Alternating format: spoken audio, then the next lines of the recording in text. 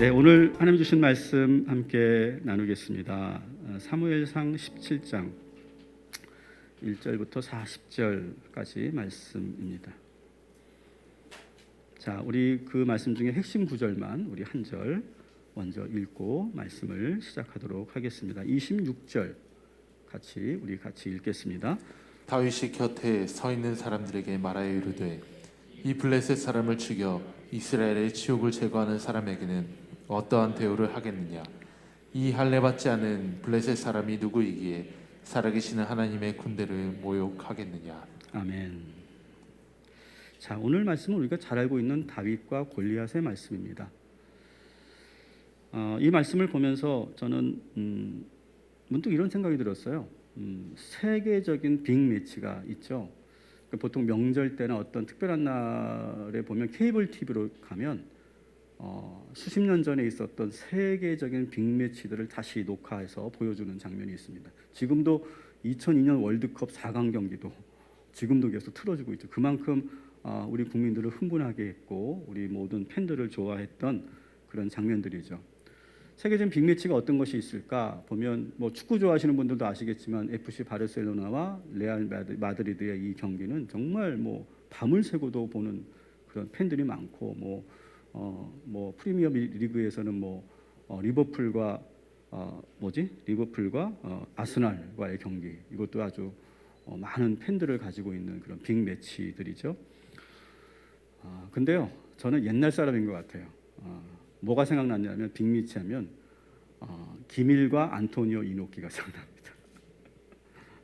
지금 전혀 모르는 세대들이 많이 있어서 그런데 제가 어릴 때 정말 이 김일 선수의 이 박치기로 저 일본의 그 쪽발이 그 안토니 이노키를 이렇게 그냥 무너뜨리는 그 장면이 정말 지금도 저는 막 이렇게 그때의 흥분이 막 남아 있는 것 같고요. 또 그런 이 빅매치들이 이루어지는 가운데 정말 팬들이 원했던 빅매치가 있었는데 안타깝게도 그 빅매치가 성사가 되지 않은 그런 경기들도 참 많이 있습니다. 그 중에 남자분들은 아실 텐데 저 어릴 때 무하마드 알리의 그 경기 아시죠? 무하마드 알리와의 그런 라이벌전, 특별히 기억나는 것은 조지 포먼과의 경기가 있었죠. 조지 포먼은 갑자기 혜성처럼 등장한 24살밖에 안 된 아주 젊고 싱싱하고 최강의 핵주먹을 가지고 있는, 그 이후에 나왔던 타이슨과도 견줄 만한 그런 최고의 전성기를 누리고 있었던 선수가 조지 포먼이었고, 그리고 거기에 도전하는 선수는 이미 32살이 넘은 무하마드 알리였죠. 많은 그런 전문가들과 도박사들은 아무리 알리라고 해도 조지 포먼을 이길 수가 없다. 왜? 나이가 12살 차이 나고, 그리고 이 알리는 아시겠지만 아웃복서 스타일이거든요. 근데 이 조지 포먼은 인파이터 스타일이고, 그리고 아주 핵주먹을 가지고 있는 그런 선수입니다. 그래서 이길 수 없다 이렇게 했는데 이 알리가 기가 막힌 전략을 가지고 나왔어요. 그게 뭐냐면 로프를 딱 등지고 계속 튕기면서 계속 공격을 받아내는 거예요. 그러니까 로프를 튕기면서 하니까 겉으로 보기에는 조지 포먼이 계속 쏘레기 펀치를 퍼붓는 것 같는데 거기에 계속 로프를 이용해서 피하면서 지구전으로 가서 8회에 그냥 한 방으로 KO시키는 그런 경기가 있었죠. 이 인해서 뭐 전문가들과 도박사들과 이 조지 포먼도 충격을 받고 다시 재경기를 할 것을 그렇게 요청을 했고, 오케이 뭐 알리도 언제든지 하자 이렇게 했는데 갑자기 이 조지 포먼이 은퇴 선언을 합니다. 그가 크리스찬이 되면서 이렇게 사람을 패고 때리는 그런 경기는 내가 안 하겠다 이렇게 결정을 하고 은퇴를 했다가 10년 만에 다시 이제 링 위에 올라왔거든요. 근데 이미 이 무하마드 알리는 그때 알츠하이머 병을 앓고 있어서 결국 이 빅매치가 성사되지 않았던, 그래서 많은 그런 팬들에게는 아쉬움을 주었던 그런 경기였죠. 제가 오늘 이 말씀을 드리는 이유는 오늘 이 다윗과 골리앗의 싸움을 얘기하려고 하는 거예요. 이거는 빅매치 정도가 아니죠. 인류사에서 영원히 길이 남을 최고의 빅매치 하면은 이 다윗과 골리앗과의 싸움이죠. 근데 여러분 아세요? 이 세기의 빅매치가 열리지 못할 뻔했다라고 하는 거예요. 여러분 이걸 아세요? 열리지 못할 뻔했어요. 자, 오늘 17장을 한번 여러분 보시겠어요? 성경을 직접 펴셔서 17장을 보시면 우리가 보통 이 11장 이야기는 다윗과 골리앗 이야기 하면서 우리는 뭐만 보냐 하면 41절부터 54절만 집중합니다. 근데 여러분 1절부터 40절은 안 봐요. 그냥 건너뛰어요. 그리고 다윗과 골리앗이 싸우는 장면만 우리는 봅니다. 근데 여러분 17장 전체를 한번 보세요. 분량을 보세요. 분량. 내용은 좀 이따 보는 거고 분량을 한번 보시면요. 막상 다윗과 골리앗이 싸우는 장면은요. 상당히 짧습니다. 10절도 안 돼요. 10절밖에 안 돼요. 10절 좀 넘어요. 근데 그 빅매치가 성사되기 전에 이야기가 무려 2배나 됩니다. 이 말은 뭐예요? 지금 이 사무엘상을 쓴 저자는요. 다윗과 골리앗이 싸우는 그 장면보다 뭘 더 중요하게 봤느냐? 그 매치가 이루어지기 전의 과정들을 더 중요하게 봤다는 거예요. 분량을 통해서 우리가 알 수 있는 거죠. 그래서 우리가 12절부터 54절은 빅매치가 성사되지 못할 뻔했던 그 과정을 아주 자세하게 다루고 있어요. 다시 말하면 다윗은 골리앗과 쉽게 싸운 게 아니었다는 거예요. 골리앗과 싸우기 위해 그 전에 내부적인 싸움을 엄청나게 치르고 그리고 비로소 골리앗 앞에 섰다는 거죠. 보통 사람 같으면 이 내부적인 싸움을 하다가 골리앗과의 빅매치를 포기하게 되는 그런 상황이었다는 거죠. 그래서 오늘은 우리가 이 빅매치가 성사되기의 전 과정을 우리가 묵상할 거고 우리가 정말 보고 싶어하는 다윗과 골리앗 이야기 이 빅매치는 다음 주로 우리가 넘길 겁니다. 자, 그런데 우리가 성경을 볼 때 여러분에게 계속 제가 말씀드린 거 있죠. 한 절도 그냥 넘기지 말아라. 그죠? 자꾸 오늘 이 17장은 자꾸 우리가 40절부터 자꾸 보려고 하는 그런 마음이 있는데 그렇게 보지 말아라. 한 절 한 절 우리가 포기하지 말고 눈여겨봐야 된다. 제가 그렇게 말씀드렸죠. 자, 1절부터 3절까지 제가 일부러 PPT도 안 만들었고 제가 읽어드리지 않겠습니다. 여러분 직접 한번 펴주시고요. 17장 1절부터 3절까지를 여러분이 직접 성경을 가지고 같이 한 목소리로 읽어보겠습니다. 저도 읽지 않겠습니다. 시작.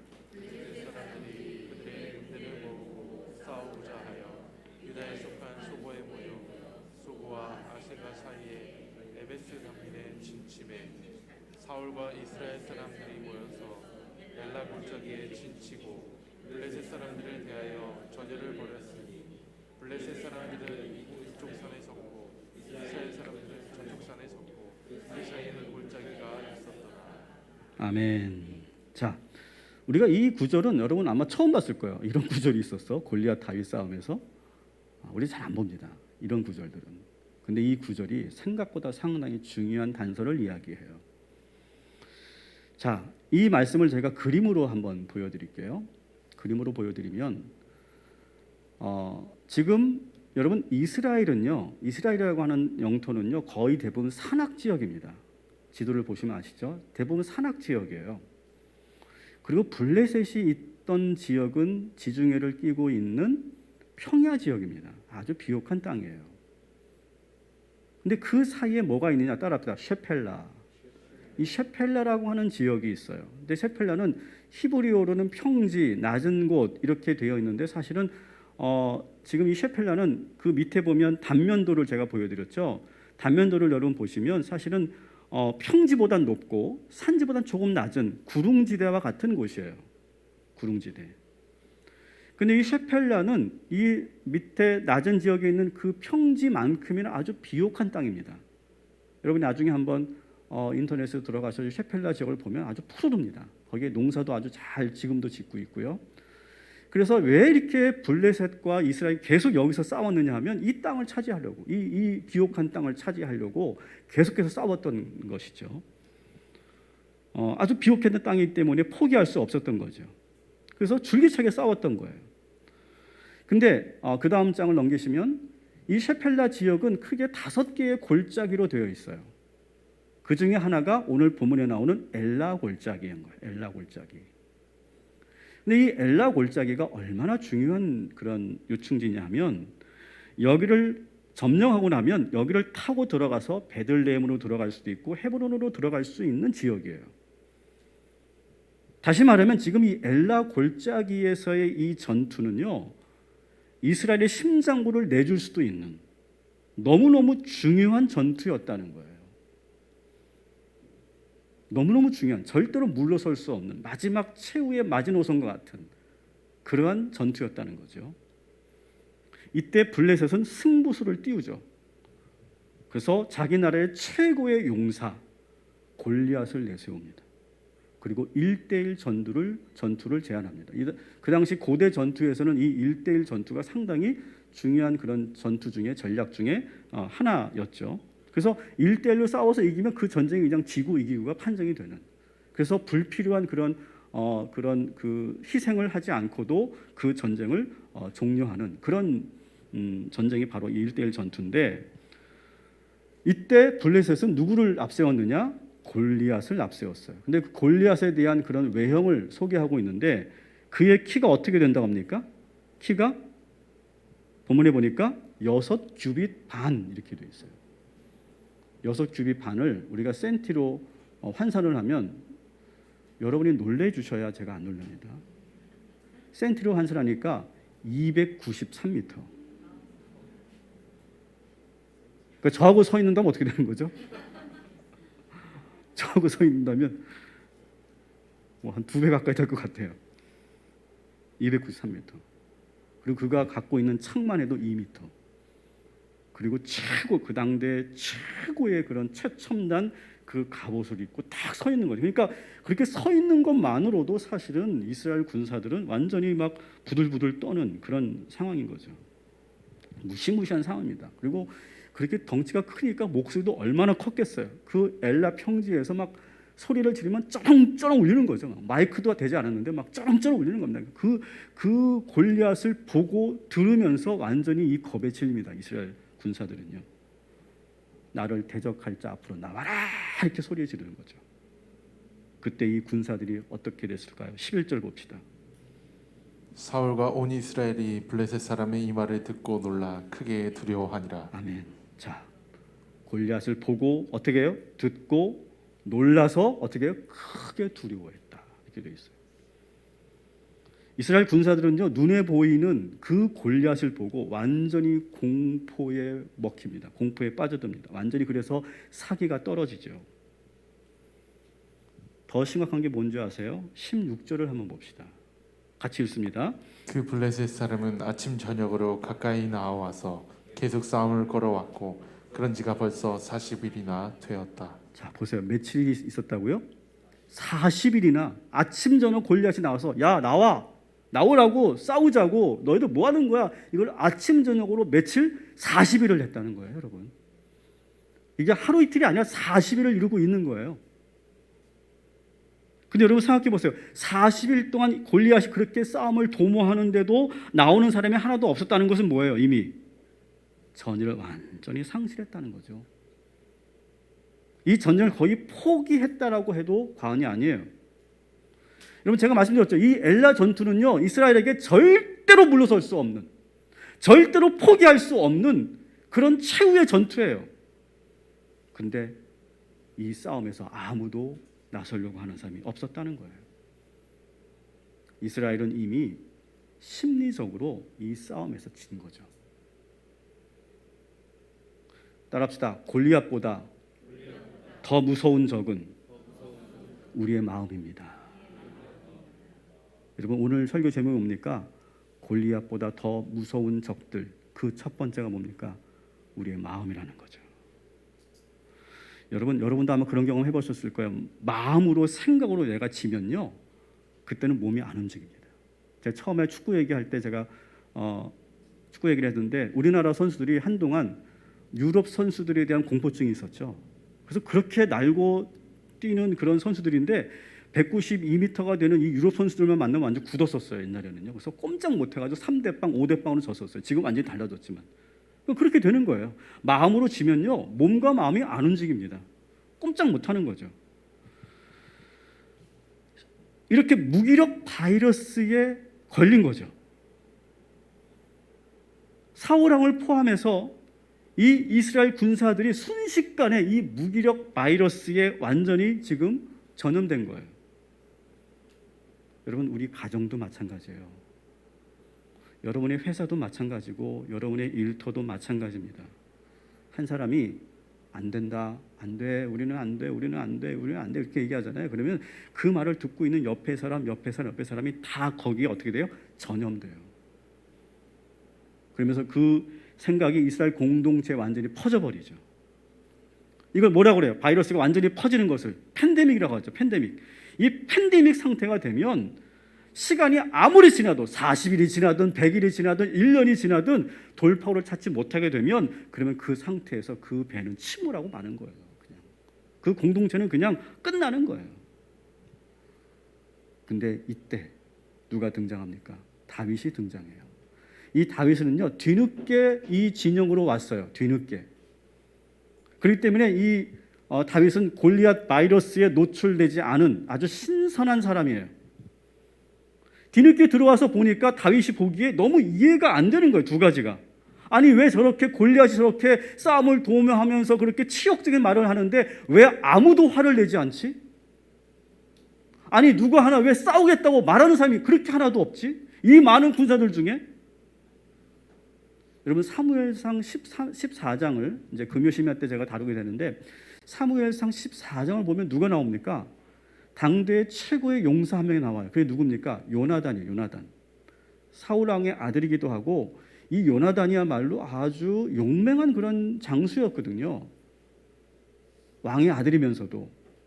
그 14장에 보면요. 사울 왕이 야 경고망동하지 말고 내 명령에만 따라 지금은 가만히 있어라고 했는데 이 요나단이 그 용맹함과 자신감을 가지고 적지로 들어가며 자기가 그냥 쑥 몇 명의 군사들을 데리고 그래서 거기서 게릴라전을 통해서 그 블레셋 군대를 완전히 물리칩니다.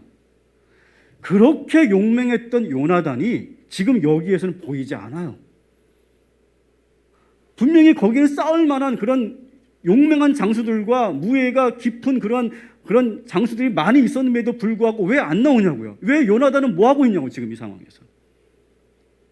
요나단은 왜 이렇게 됐을까요? 그도 역시 이 공포 바이러스에 걸려든 거죠. 여러분 한번 아무리 똑똑하고 아무리 용맹하고 아무리 능력이 있어도요 부정적인 그러한 그 생각, 무기력한 그 생각이 들어오면요 그러면 소용없는 거예요. 그게 사람이에요. 다윗은 골리앗의 말을 듣고 막 분노합니다. 막 견딜 수가 없어요. 우리 26절 오늘 우리가 봤던 26절을 다시 한번 읽어보도록 하겠습니다. 다윗이 곁에 서 있는 사람에게 물었다. 저 블레셋 사람을 죽이고 이스라엘이 받는 치욕을 씻어내는 사람에게는 어떻게 해준다고요? 저 할례도 받지 않은 블레셋 녀석이 무엇이기에 살아계시는 하나님을 섬기는 군인들을 이렇게 모욕하는 것입니까? 아멘. 이미 이 패배감과 무기력증에 걸린 군사들은 이 다윗의 말에 신선함을 느낍니다. 그 전까지는 그냥 다 조용했어요. 잠잠했어요. 아무 말도 안 했어요. 그냥 다 한숨 쉬면서 그냥 푹 기죽어 있었어요. 근데 이 팔딱팔딱 뛰는 이 젊은 다윗이 와서 계속 사람들에게 왜 가만히 있냐고, 왜 화내지 않냐고 계속 도모하는 거예요. 여러분, 혹시 여러분의 가정과 여러분의 일터가 이렇게 바이러스에 걸려서 팬데믹 상태에 걸려서 지금 아무것도 못하고 있지는 않습니까? 저는 이 코로나 상황이 되면서 정말 가장 제가 신경 썼던 것 중에 하나가 뭐냐면 저를 포함한 우리 사역자들이었어요. 우리 사역자들. 만일 내가 여기서 생각을 잘못 먹으면 완전히 우리 사역자들이 사기를 잃어버리고 그리고 기가 꺾이면 우리 교회는 끝난다. 그래서 제가 정신 똑바로 차리려고 엄청나게 제가 긴장하면서 깨어 있으려고 했어요. 근데 처음에는 그게 너무 긴장하니까 잠을 제가 이루지 못했었어요. 근데 지금은 잘 자요. 커피를 끊었거든요. 근데 만일 내가 여기서 꺾이면 이 교회는 끝이다. 그런 생각을 하고 여러분들이 이 현장 예배를 나오지 않는 순간 저희들은 더 열심히 뛰었어요. 그리고 계속해서 우리가 도전했어요. 계속해서 우리가 새로운 것을 한번 시도해 봤어요. 야, 우리 이런 것도 해보자. 저런 것도 해보자. 그래서 우리는 더 바쁘게 지냈단 말이죠. 근데 만일 목회자가, 만일 가정의 가장이, 회사의 리더가 그 생각에서 꺾여버리면, 그 바이러스가 퍼져나가면 그 가정과 그 일터는 끝인 거죠. 여러분, 혹시 여러분의 가정과 여러분의 일터가 그렇지 않냐고요? 반드시 이겨야 하는데, 감당해야 되는데, 반드시 그걸 극복해야 되는데 아무것도 못하고 멍하니 그 공포에 빠져서, 무기력증에 빠져서 아무것도 지금 못하고 있는 것은 아니냐고요. 오늘 이 시간 이 말씀을 듣고 이 예배를 참여한 여러분들이 다윗이 되시기를 주님의 이름으로 축복합니다. 뒤늦게 들어온 다윗이 새로운 그런 분위기를 만들고 새로운 바람을 불어 넣어주듯이 계속해서 깨어나라고, 정신 차리자고 이렇게 말하는 다윗이 여러분이 되기를 주님의 이름으로 축원합니다. 오늘 이 말씀을 듣고 기름 부음을 받고 여러분 가정으로 돌아가셔서 그렇게 선포하시기 바랍니다. 여러분이 일터로 돌아가서 우리 다시 하자고, 할 수 있다고 그렇게 팔딱팔딱 뛰는 그 심장으로 여러분 도전하시기를 주님의 이름으로 축원합니다. 그래서 다시 사람을 깨우는 거예요. 이 바이러스를 퇴치하는 그런 능력을 오늘 이 시간 공급받게 되기를 주님의 이름으로 축원합니다. 제가 보기에 눈에 보이지 않는 바이러스가 이 골리앗보다 더 무섭죠. 우리 코로나가 왜 무섭습니까? 보이지 않아요. 그래서 무서워요. 보이지 않는데 지금 수백만 명을 지금 이 병에 걸리게 하고 엄청나게 많은 사람을 죽게 하지 않습니까? 눈에 보이지 않아요. 그러니까 우리도 모르게 거기에 내가 지고, 그리고 내가 거기서 무릎 꿇는 사람이 너무 많다는 거죠. 골리앗보다 더 무서운 적들이 이렇게 많다는 거죠. 이게 첫 번째 적이에요. 두 번째가 뭐냐? 골리앗보다 더 무서운 두 번째가 뭐냐? 다윗이 이렇게 막 화가 나서 답답해서 막 흥분하고 있는데 제일 큰 형 엘리압이 등장해서 막 다윗을 혼냅니다. 28절 같이 읽겠습니다. 다윗이 군인들과 이렇게 이야기하는 것을 맏형 엘리압이 듣고 다윗에게 화를 내며 꾸짖었다. 너는 어쩌자고 여기까지 왔느냐? 들판에 있는 몇 마리도 안 되는 양은 누구에게 떠맡겨 놓았느냐?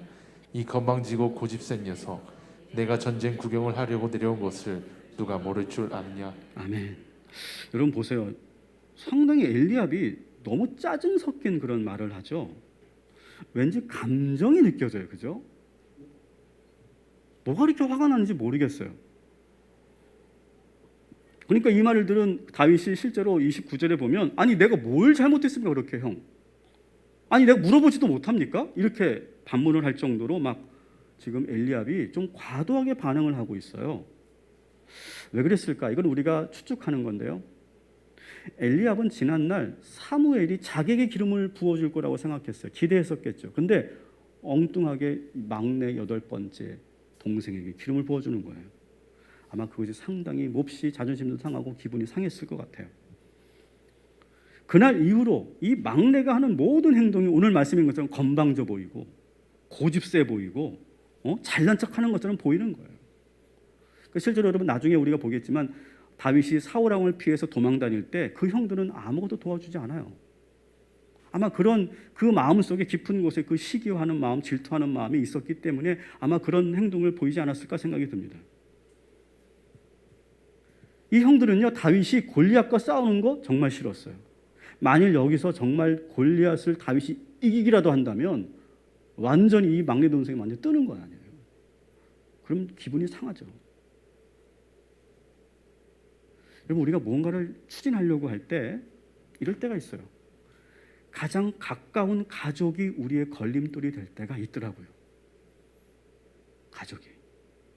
아주 가족처럼 가까운 사람들이 막 반대하고 못하게 할 때가 많아요. 보통 경우는요, 이렇게 가족이 말리잖아요. 가까운 사람이 못하게 하면요, 그 관계 때문이라도 포기합니다. 아, 그래, 내가 뭔데, 형이 이렇게 싫어하는데, 아이, 그만두자. 이렇게 포기하는 게 대부분이에요, 우리가. 그렇다면 이 골리앗과의 이 빅매치는 열리지 않았을 거예요. 근데요, 다윗은요, 정말 형이 말한 그대로예요. 고집스럽고 그리고 집요했어요. 30절 보면 되게 재밌어요. 재미있는 장면이에요. 같이 읽겠습니다. 그런 다음에 다윗은 몸을 돌려 형 가까이에서 떠나 다른 사람 앞에로 갔어 똑같은 말로 또 물어보았다. 거기에서도 사람들이 똑같은 말을 하였다. 아멘. 이런 장면이에요. 형이 막 뭐라고 하니까 형을 흥 하고 등을 딱 돌려가지고 또 다른 사람이 계속 얘기하고 있는 거야. 형을 뒤에 등지고. 아주 집요하고 고집스럽죠. 여러분, 저는 이 말씀을 묵상하며 여러분에게 이렇게 축복합니다. 여러분, 우직하게 여러분의 길을 걸어가시기를 주님의 이름으로 축복합니다. 아무리 힘들어도 주변에서 뭐라고 해도 여러분의 신앙을 지키시기 바랍니다. 지금 우리 신앙이 흔들리는 분들이 많이 있어요. 실제로 제가 이렇게 전화도 해보고 또 지금 이렇게 보니까 주변에서 워낙 이 교회에 대해서 부정적인 이야기를 많이 하잖아요. 지금 뉴스도 때리고 막 주변에서 가까운 친지들과 가족들이 너 아직도 교회 다니니? 너 교회 꼭 가야 되겠니? 막 회사에서도 막 교회 갔다 오면 회의도 참석 못하게 한다고 그러고 막 그러니까 계속 그런 부정적인 말을 자꾸 들으니까 이게 이 말이 바이러스가 돼가지고 내 마음에 들어와서는요 계속 우리의 신앙을 흔들죠. 여러분, 절대로 흔들리지 마시고 한결같이 신실하게 여러분의 믿음을 끝까지 지키시기를 주님의 이름으로 축원합니다. 그리고 여러분이 하고 있는 일이 그 일이 무엇인지 저는 알지 못하지만 여러분 이 말씀을 잘 적용하셔서 여러분이 하고 있는 일도 여러분 포기하지 마시고 뚜벅뚜벅 걸어가시기를 주님의 이름으로 축원합니다. 그러면 우리의 인생을 바꿀 빅매치가 기다리고 있어요. 만일 여기서 이 형의 말을 듣고 에이 그래 내가 뭘 잘났다고 그냥 형하고 잘 지내자 이렇게 했다면 빅매치는 열리지 않았다는 거죠. 세 번째 무서운 적은 누구냐? 세 번째, 이렇게 집요하게 묻고 사람들에게 왜 가만히 있냐고 다그치니까 이 군사들이 좀 이렇게 귀찮아합니다. 근데 막 이렇게 막 해집고 다니니까 막 분위기가 막 푹 깔아져 있었는데 막 술렁술렁 거리기 시작해요. 그러니까 사울 왕이 왜 그러냐 이렇게 봤더니 다윗이라는 그 사람이 와가지고 막 이렇게 분위기를 막 진영해서 막 이렇게 하는 거예요. 그러니까 데려와라. 왠지 사울도 좀 기대가 있었던 것 같아. 그래, 뭐 누가 좀 나설 만한 사람인가 보다 이렇게 생각하고 다윗을 딱 봤는데 너무 어려요. 너무 어려. 그리고 키도 작고. 키가 작은 게 뭐가 문제예요? 또 목동이에요. 목동. 뭐 군인도 아니에요. 목동이에요. 그러니까 딱 보는 순간 하고 실망한 그런 표정으로 아무 말도 안 하고 있어요. 그런데 그랬더니 보통은 여러분 왕을 만나면 다 어떻게 합니까? 백성들은 고개를 숙이고 가만히 조아리고 있는 거예요. 왕이 먼저 말씀하실 때까지.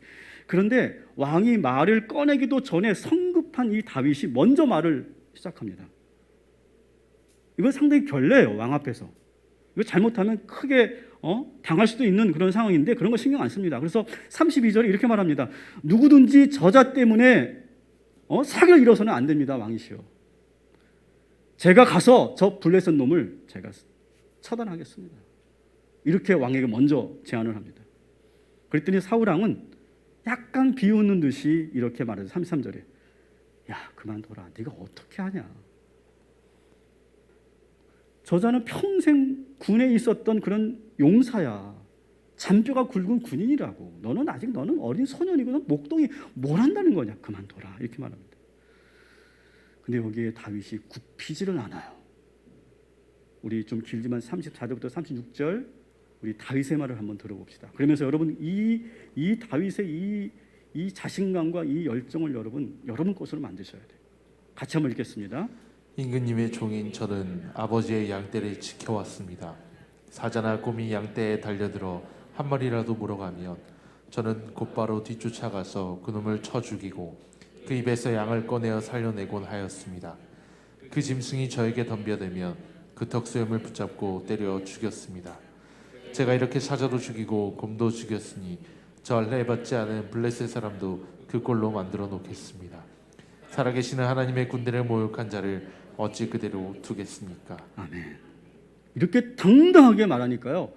사울왕도 그냥 어쩔 수 없이 그래 그러면 뭐 한번 해보든가 이렇게 허락합니다. 여러분 왕은요 형하고 다른 존재예요. 형이 뭐라고 하면 흥 하고 뒤돌아서서 자기가 하고 싶은 거 할 수 있어요. 근데 여러분 왕은 다르죠. 왕은요 무조건 복종해야 되는 대상이에요. 왕이 안 된다고 말하면 안 되는 거예요. 근데 분명히 지금은 왕이 안 된다고 했는데 그래도 하겠다는 거예요. 지금 여러분 이렇게 왕처럼 이렇게 왕 앞에 그 다윗처럼 왕 앞에서 도발했다가는요 목숨도 부지할 수 없을 수도 있어요. 그런데 놀랍게도 이 다윗의 말이 그 왕에게 먹혔어요. 여러분 왕의 명령에 순종했다면 이 빅매치 역시 열리지 않았을 거예요. 만일 다윗이 왕의 말을 들었으면 어떻게 됐을까요? 아마 착하고 좋은 신하는 됐겠죠. 하지만 엘라 골짜기는 빼앗겼을 것이고 파죽지세로 이 블레셋 군대는 쳐들어왔고 그리고 베들레헴과 헤브론은 물론이고 예루살렘까지 점령될 수 있는 그런 상황이었어요. 나라 전체가 무너질 수 있는 싸움이었다는 거죠. 여러분 제가 계속 말씀드려요. 엘라 골짜기를 내주면 모든 것이 끝나는 전투라고요. 절대로 물러서면 안 되는 전투인데 40일 동안 아무 대책도 세우지 않고 무기력하게 있었던 왕의 그 말을 들었다면 어떻게 됐을까요? 여러분 잘 판단하십시오. 오늘 이 말씀을 여러분의 삶에 잘 적용하셔야 돼요. 여러분 혹시 여러분 주변에 아무 대안이 없이 반대만 하는 사람 있지 않습니까? 자기는 아무것도 안 하면서 가로막고만 있는 사람이 있지 않습니까? 우리 주변에 그런 사람이 있다면, 그런 사람이 가까이 있다면 여러분 어떻게 하시겠어요? 그 말을 들으면 모든 걸 잃을 수도 있는데 관계 때문에 포기하시겠습니까? 아니면 도전해 보시겠습니까? 여러분 이 말씀을 여러분의 삶에 잘 적용하기를 주님의 이름으로 축복합니다. 말씀을 정리합니다. 다윗이 지난주에도 말씀드렸지만 이 기름 부음을 받고 나서요 모든 것들이 아주 오묘하게 놀랍게 진행이 됩니다. 지난주 보신 것처럼 우연처럼 보이는 기가 막힌 그런 하나님의 역사가 나타나죠. 근데 이번에는요 이 다윗이 기름 부음을 받고 나니까 그렇게 상황만 바뀐 게 아니라 그 다윗 존재 자체가 바뀌기 시작해요. 다윗 자체에게 큰 변화가 일어나기 시작한다고요. 이 기름 부음을 받고 나서 먼저 두려움이 사라져요. 두려움이 없어요. 바이러스도 안 무섭고요, 골리앗도 안 무섭고요, 형도 안 무섭고요, 왕도 안 무서워요. 그리고 이 두려움의 바이러스, 이 무기력의 바이러스가 왕을 뒤덮고 요나단까지 먹었는데도 다윗은 거기에 걸려들지 않아요. 이게 사무엘이 부어줬던 기름 부음의 능력인 거죠. 하나님의 능력인 거죠. 마치 백신을 맞은 사람처럼. 여러분 오늘 이 시간 다윗처럼 한번 뜻을 세우고 계획했으면 끝까지 밀어붙이는 그 힘을 오늘 이 시간 공급받고 돌아가시기를 주님의 이름으로 축원합니다. 두려움이 사라지고 담대해지고 오직 여호와 하나님만의 영광을 위해서 생각하고 끝내 골리앗과의 빅매치를 성사시켜내는 저와 여러분이 되기를 주님의 이름으로 축복합니다. 저는 오늘도 하나님께서 여러분들에게 기름 부어 주실 줄 믿습니다. 기름 부어 주셔서 여러분의 상황도 인도하실 뿐만 아니라 여러분의 존재 자체도 변화시켜 주실 줄 믿습니다.